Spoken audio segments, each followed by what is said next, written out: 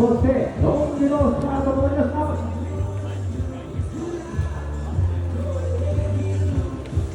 今回エキスパートは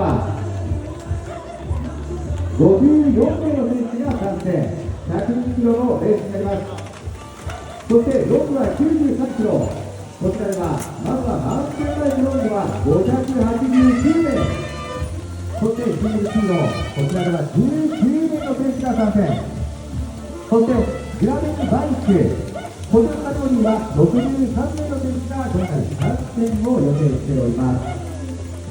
ロングのカテゴリー